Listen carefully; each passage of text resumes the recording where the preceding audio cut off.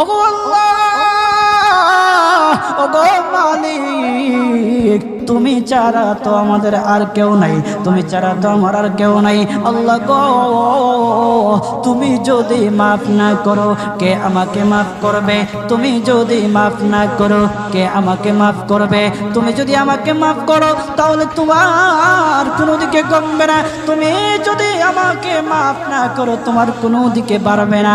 আল্লাহ গো, তুমি আমাকে মাফ করে দাও। সারাটা জীবন অন্যায় কাজ করেছি, সারাটা জীবন নাফরমানি করেছি, আমার কাছে কালেমার দাওয়াত কম আসে নাই, আমার কাছে কালেমার দাওয়াত কম আসে নাই, আমাকে লোকেরা কম বোঝায় নাই। ওগো আল্লাহ, তুমি আমাকে মাফ করে দাও।